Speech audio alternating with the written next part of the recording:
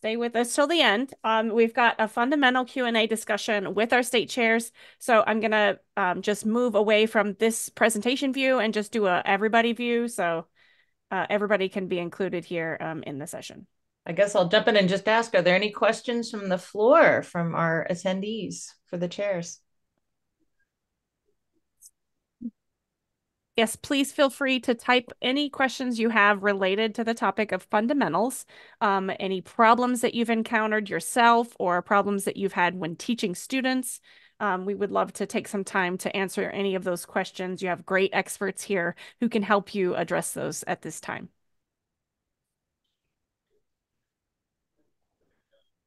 Well, I'll get the ball rolling with the first thing I teach my students is about what actually makes the clarinet go, and that is the airflow makes it go. So obviously proper breathing and blowing.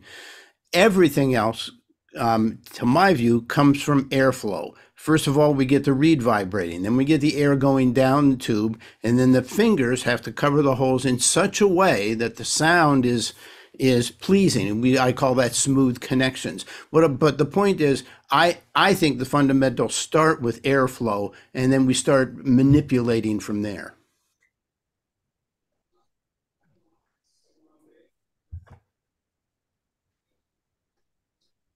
Anybody else want to talk more about their approach to that topic? Feel free to jump in, any of you here. I want to throw out tongue position to everyone and how that guides our airstream. Yeah. So how do you describe it guiding the airstream? Well, in thinking about the different, for me, I talk a lot with my students about what we're pronouncing into the instrument. And, if the tongue is low in the mouth, we're going to get the air is going to be more wild in a way. And then if we get the tongue up more in an ew or analogous vowel, we're going to get a little bit more centered sound. And so how does that help the airstream? And, we don't lose so much air when we're voicing it in the right way and pronouncing it in the right way. So I'd be curious to know everyone else's feeling on that. And what do you tell your students? I think that what you're talking about is critical. People call it voicing or different things, but coming from a physics background, what I always note is that the clarinet is long, right? But as you finger it, the fingerings get shorter. So the resistance of every note that you play is totally different. And since the resistance of every note is totally different, you have to apply different pressure into the instrument for every note if you want a smooth output. And the same thing goes for your tongue position. So for example, if you take your tongue position and then put it where your low F sounds good, and you hold it exactly there. I remember Philippe did this demonstration once. Hold it where it is on the low F and then play up to the high C.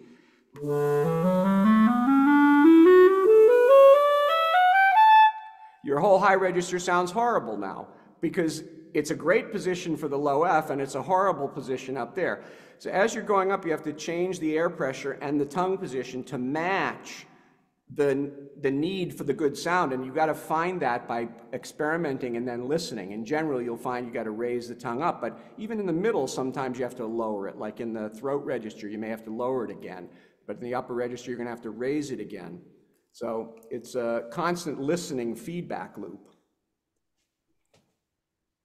I think that's a good point. A lot of students, I feel, hear voicing or tongue position and don't know what you are talking about. And physically, it's really difficult to explain that. I think Bob brought up Josh's incredible video of the internal structure of the mouth when articulating. And I feel like physically showing the student can be a real challenge. And so finding really good syllables to use in early teaching can really help them kind of get that placement in the right place without actually, physically trying to see what's going on in their mouth. If you know what your tongue is doing when you use a specific syllable, it's automatically going to do that in most cases. We do have a question here, a couple questions. How can you teach a student better, deeper breathing technique? I have a student whose sound feels timid and is very difficult to diagnose what she needs to do to fix it. I immediately think of what Bob just said in his master class with the breathing. That seemed like a great point for deep breathing. I always think of pushing from as low down as you can. The problem most students who have shallow breathing problems is they're breathing up high and then they're not using even a small fraction of their lungs. So think of pushing your stomach out and your lungs down. People don't like to do that sometimes because they don't like their stomach going out, and then, although mine goes out naturally, but if you push your stomach out, it gets your internal organs out of the way of your lungs, and that's what allows your lungs to inflate. If you hold your stomach in, you cannot inflate your lungs, and that's what most people who are having that problem are doing. They're keeping their stomach in. I don't mind adding as my I'm unmuted, right? Yeah, we Okay. can hear you. Yeah. All right. To the person who asked the question about getting the air in more, a couple things I do. Of course, once again, I teach younger students than a bunch of you, but it's got to start pretty young. Otherwise, you hand them off with a bunch of problems to you guys. But anyway, a couple things that are simple that I'll do with maybe junior high through high school students, breathing in time.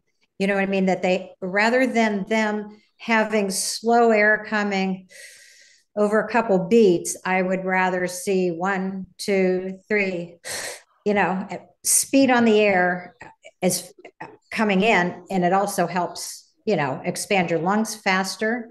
Another thing I found that is just what, goofy little exercise for whooshing air, as much air in as possible, is kind of on the knuckle of the hand here, placing it on your lips and doing and I can get really a lot of air in. And I do that when I'm walking around, like before I'm practicing, I might walk around the house doing just kind of expand my lungs some too. But that's a thing we need the faster the air coming in, the more we can get. So teaching them to get some speed on the air, then a real slow breath in and the same amount of time. You've got this amount of time. If it's coming in slow, you're not going to get as much as if it's coming in super fast. So I think some speed on the air coming in is helpful in a general sense. Obviously, every piece, every phrase, there's nuances to it all. But I mean, as a general rule of thumb for a young student, I'll do some things like that to get faster air in. Julia, you had a comment on that as well, I believe.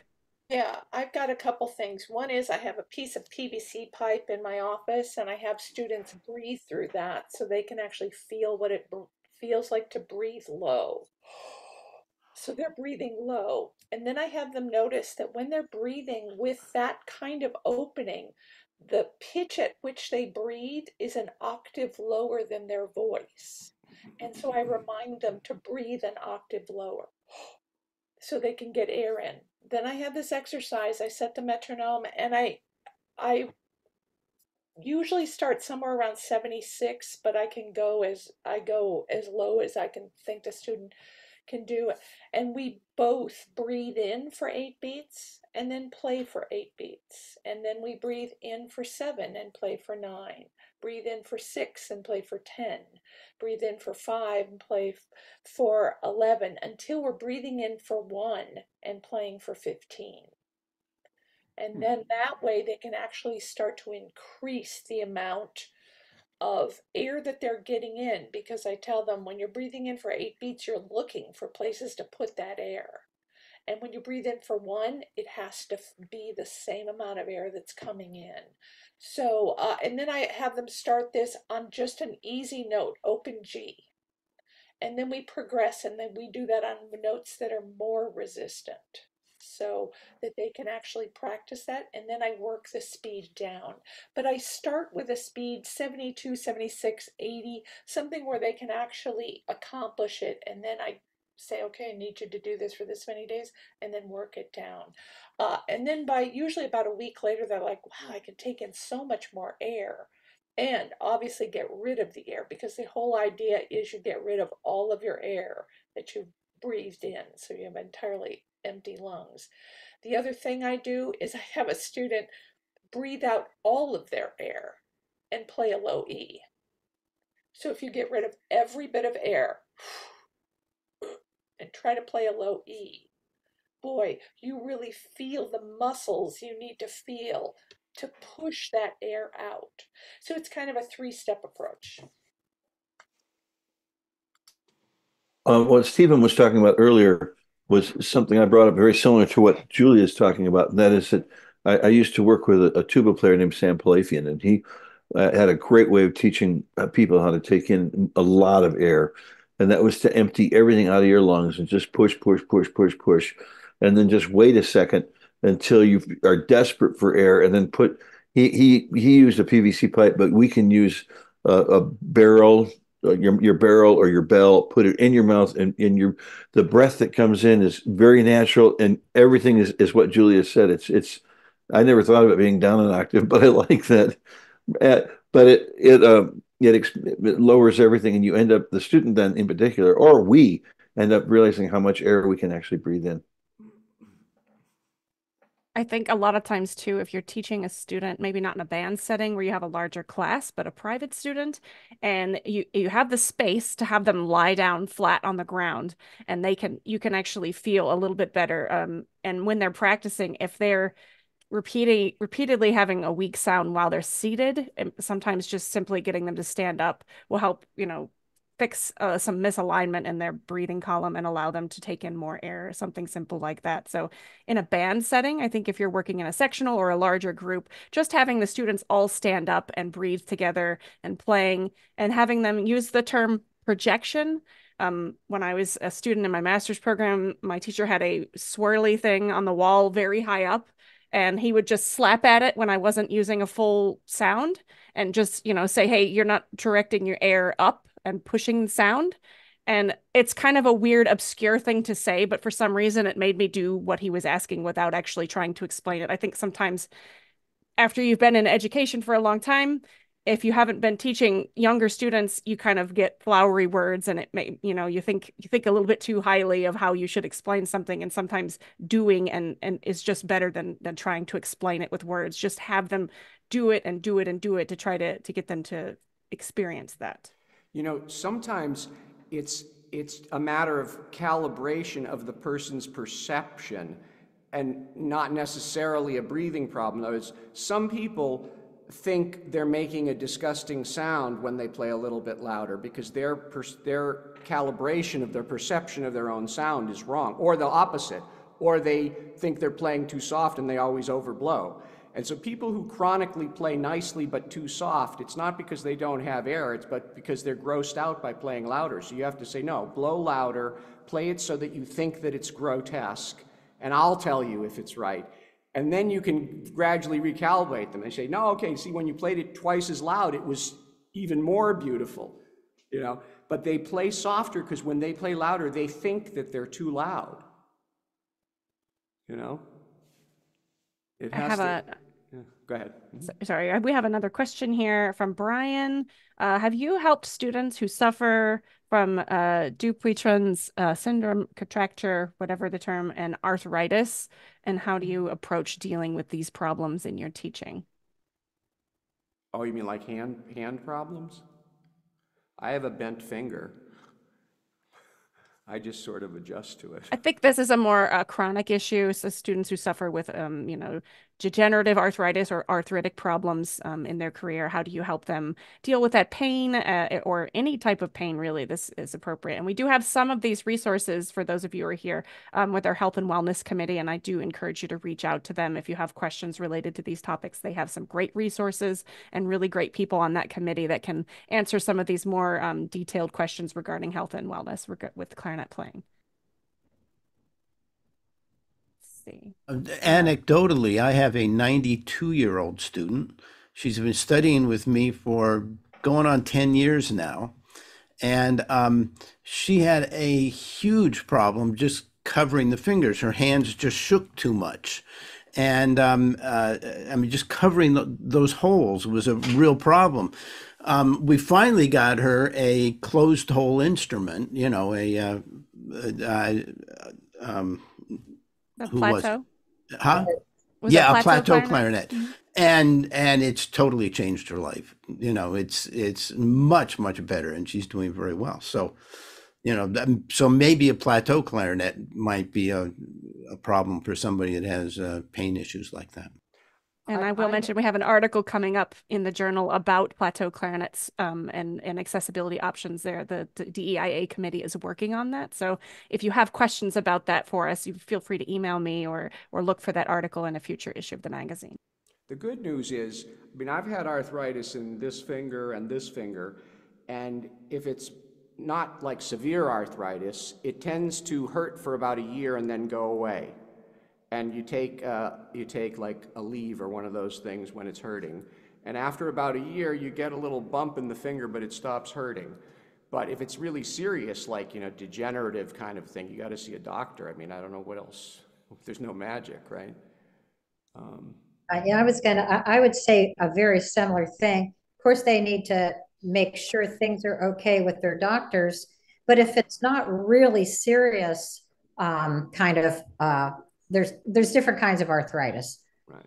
You know, the most regular one is what, the osteoarthritis, and almost everybody gets that.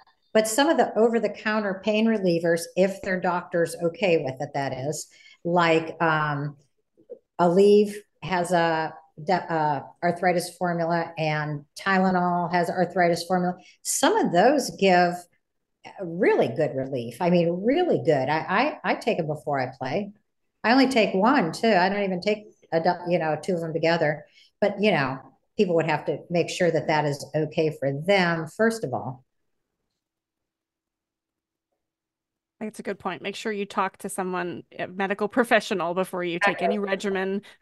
You make sure to say that in this session. But it is advisable, you know, if you have these types of issues with pain, if you're playing and you haven't had a history of pain, that's also a red flag for you. So make sure that you talk to your teacher and say, I'm having problem, you know, experiencing pain here, because it might be something you're doing while you're holding the instrument. You might need to consider using a neck strap or something like that. If it's an issue, you might be overworking yourself. Like Bob mentioned, you might be over practicing, or, you know, not stretching or doing things like that. We have some really, again, there's some great resources on our website from the Health and Wellness Committee. I encourage you to check those out.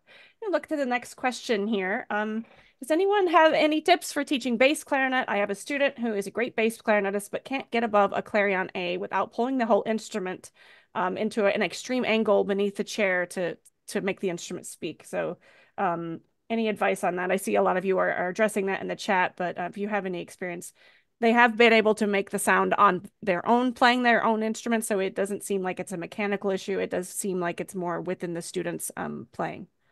Any advice on that? I find with bass clarinet students, they have the same problem I had when I started playing bass clarinet, but that was 25 years ago for me. And that is they think the bass clarinet's a big instrument, it needs a lot more air, and I blew like mad. Well, sorry, the reed, it doesn't work that way.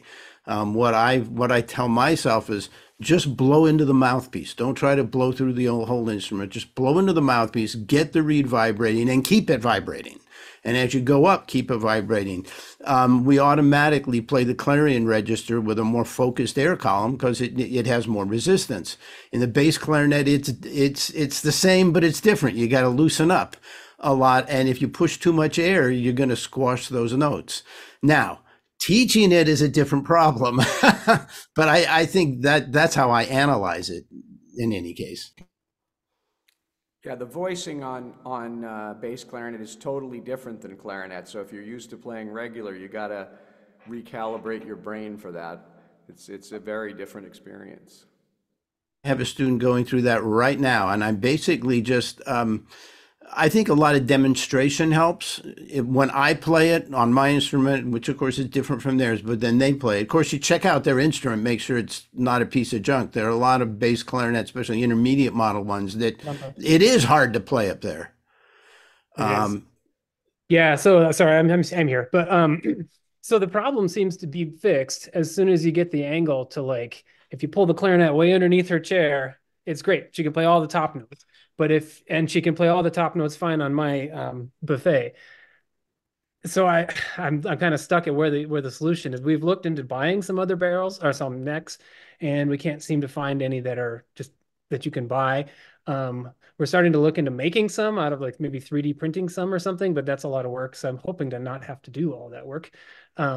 So if you guys, yeah, and it seems to be the angle of the clarinet is the problem, but I'm not. Is the height a problem? In other words, you want the mouthpiece to come out, like at about a 45-degree angle. But if the clarinet's up too high and you can't get there, right? Yeah. So it's. Yeah. Joshua, somebody, Julianne put in the chat, ask Michael Lowenstern, and that's exactly what I would do.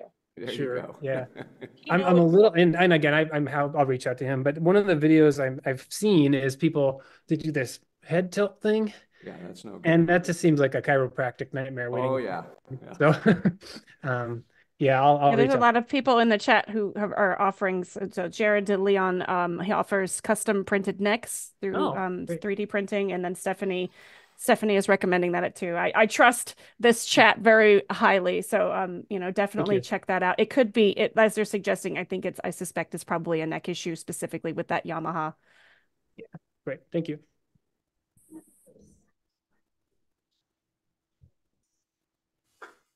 Kathy, I think you have dealt with the leaking of the upper palate when playing. Didn't you write an article on that at some point? Julianne, yeah. Yes, I did. I have another one in the works too. So how did you solve it? I've got a student. Palette?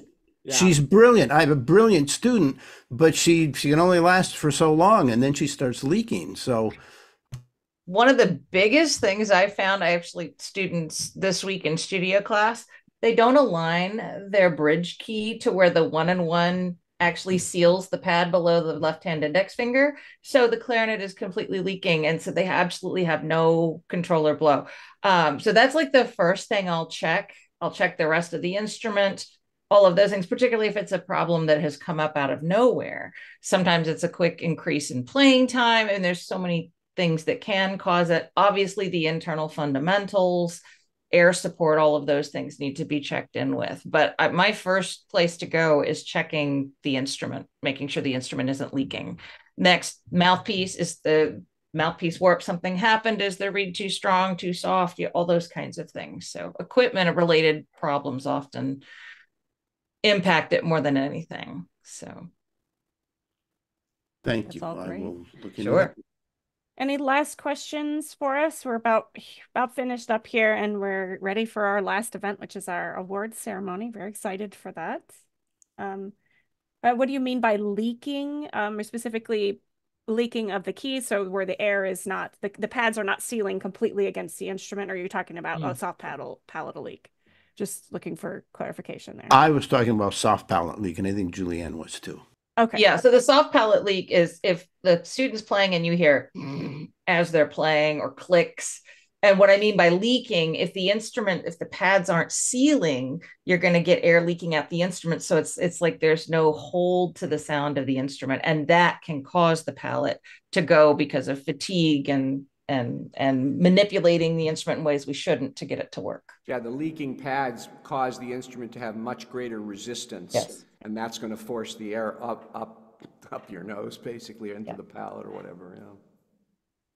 Yeah, it makes it much harder to and a lot of people are not aware when the instrument does become out of alignment and you start having these issues. They aren't aware that it's happening until they experience that fatigue themselves. So, Julianne, if you'd be willing to share a link to your I'll find article, it. Yeah, we'll definitely get that to you. It's experience. If you had a student that experienced this, or if you've experienced it, it can be really, really difficult to overcome. So I want to say it's June 2016, but I'll double check that. Okay. All right. I think that's all the time we have for the Q&A. Obviously, all of these state chairs are at your disposal. I'm sorry to tell you that, state chairs. So you can reach out to your state chair at the state you live in at clarinet.org with questions that are burning in your brain that you didn't get to ask during the session, or at any time, reach out to them for help and assistance. We're going to move on to our award ceremony. So I'm going to turn it over to whoever, sorry, the dogs are barking. For whoever is taking over for the reward session, please feel free to take it away.